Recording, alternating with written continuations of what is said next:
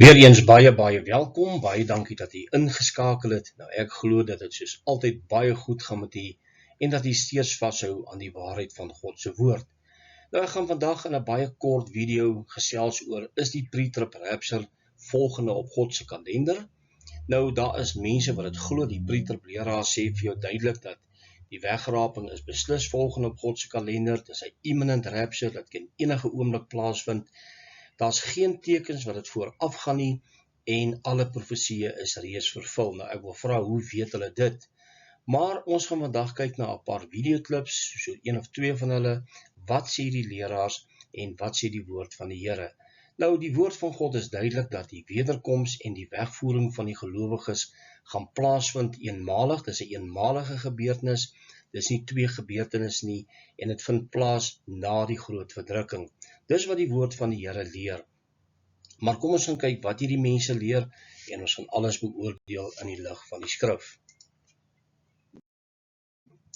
Nou kom ons gaan kyk, many evangelical and premillennialist theologians consider the rapture to be the next major event on God's prophetic calendar, as it is believed to be a signless event that can occur at any time. Initiating the end times sequence, it is viewed as preceding the 7-year tribulation and the second coming of Christ. En dis wat hierdie mense glo, hulle plaas dit in asof dit twee gebeurtenisse gaan wees. Die een is die wegraping, die geheime tekenlose wegraping van die kerk voor die groot verdrukking. Hulle sê die groot verdrukking is 7 jaar, terwyl die woord van God sê nee, die groot verdrukking is begin in die middel van die 7 jaar, na die abomination of desolation, en dan word het beëindig by die 6de seël. Dis wat die woord van God leer. Gaan kyk na die woord, gaan kyk na Openbaring, gaan kyk na Matteus 24. Dit word kort geknip deur die 6de seël. Dan word dan van die wederkoms van Christus plaas en die vereniging van gelowiges in die lig. Dan sal die wraak van God uitbreek na die 6de seël. Maar hierdie mense glo anders en so baie mense word mislei en hulle glo dat die wegraping absoluut iets is wat nou enige tyd kan gebeur, terwyl dit nie die geval gaan wees nie. En baie mense glo dit nie, hulle dink dit is wat gaan gebeur, maar daar gaan 'n groot teleurstelling wees, dit gaan nie plaasvind nie.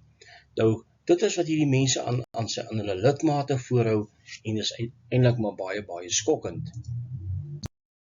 Nou, the rapture, the next event on God's calendar, is dit waar? Dit is absoluut nie die waarheid nie. Hoekom sê ek so? Want God se woord sê dit gaan nie so wees nie. Die wegvoering van die kerk gaan nie plaasvind voor die 7 jaar nie. Dit gaan ook nie plaasvind in die middel van die 7 jaar nie.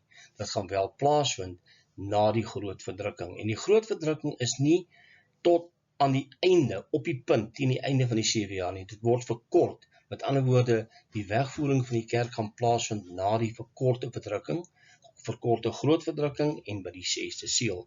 Kom ons gaan kyk wat sê John MacArthur. Nou hy is so seker van sy saak dat dit is volgende op God se kalender. Kom ons gaan luister wat hy sê. And simply, the next event on God's clock is the snatching away of believers. After that, all the believers are gone. All that are left on the earth are unbelievers. And then the day of the Lord begins to break out, described in general terms in Matthew 24, also in Luke's parallel passage, and described in detail in Revelation 6-18. And that's the day of the Lord breaking out on earth. Nou sien, hierdie mense glo dat die dag van die Here is die 7 jaar groot verdrukking of die 7 jaar of die laaste week van Daniël. En dit is nie korrek nie. Die eksegese is totaal verkeerd, want die woord van die Here sê die dag van die Here is die tyd van sy wraakoordele. Dit is die dag van die Here en dit vind plaas na die groot verdrukking. Nou sonder om spesifiek te verwys na 'n skrifgedeelte sê hy dat die volgende gebeurtenis op God se kalender die wegraping van die kerk is.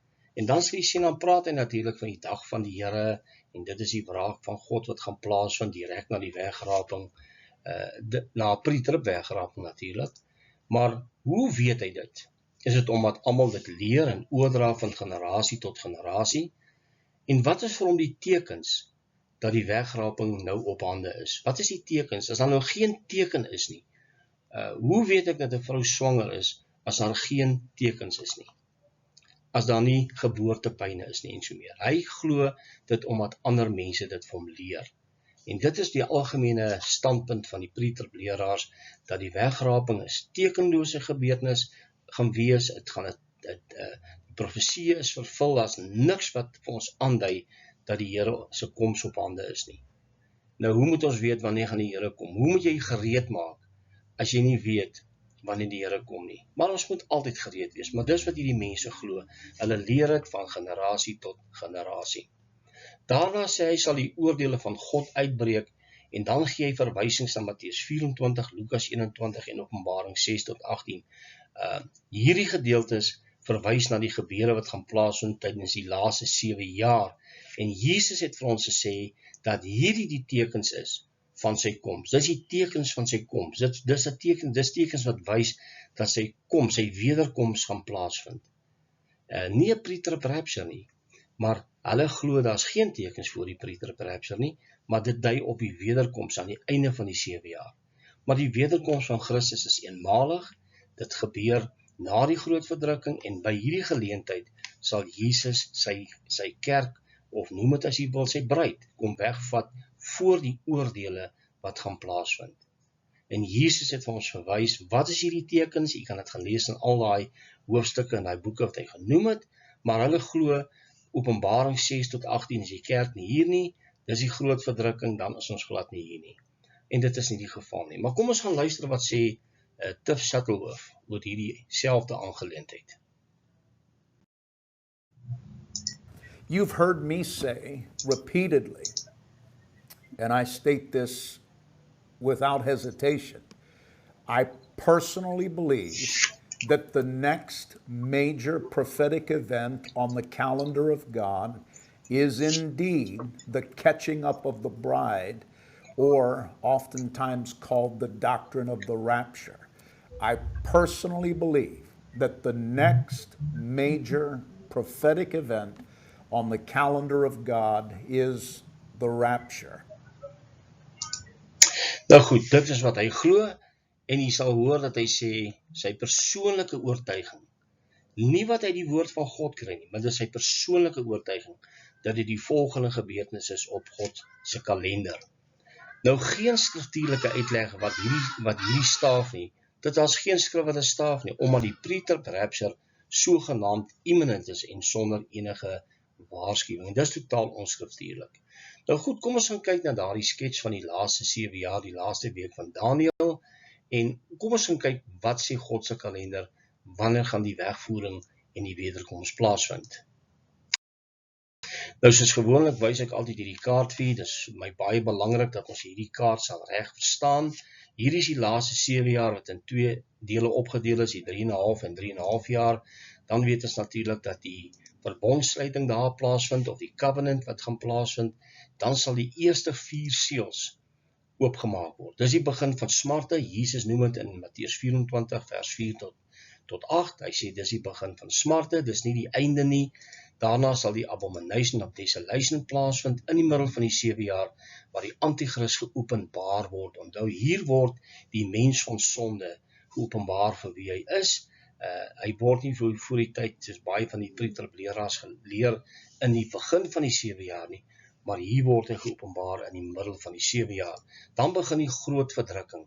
Die groot verdrukking is nie 7 jaar nie, dit is 'n tydperk in die middel van die 7 jaar tot by die 6de seël, en hier word die kerk wreed vervolg, en dit staan ook dan aan op 'n ander, een van die skrifgedeeltes, as die benoudheid van Jakob natuurlik, wanneer hulle vlug na die woestyn, en baie van die Jode gaan wreed vervolg word, maar ook die kerk van Jesus Christus gaan hier vervolg word, en dit is absoluut 'n waarheid, dit kan nie vermy word nie. Dan natuurlik die 6de seël. Dit is tekens wat daar aan die lig plaasvind, dis die kosmiese tekens. Jesus sê dit in Matteus 24 vers 29 tot 31 en Openbaring 6 vers 12 tot 17. Dit is die kosmiese tekens wat 'n aanduiding is dat die harpatsou gaan plaasvind, die kerk van Jesus gaan hier weggevoer word. Dit is die tydlyn, dit is wat op God se kalender is na die groot verdrukking en die vroeë nie. So vir baie wat glo dat die wegvoering gaan plaasvind voor die 7 jaar, dit is slegte nuus, dit gaan nie daar plaasvind nie. Natuurlik die wraak van God wat nie gaan plaasvind na die 6de seël, by die begin van die 7de seël. Jy kan natuurlik die 7de seël gaan lees in Openbaring 8 af, duidelik dat hier die wraakoordeele van God gaan plaasvind. En dan aan die einde van die 7 jaar, dan sal Jesus op 'n wit perd verskyn. Dis 'n groot verskil. Hy kom nie op die wolke van die hemel dan nie. Dan kom hy op 'n wit perd en die leers volg hom uit die hemel uit. En dan sal natuurlik die slag van Armageddon plaasvind. En dan die gebeure daarna is natuurlik die 1000-jarige vrederyk.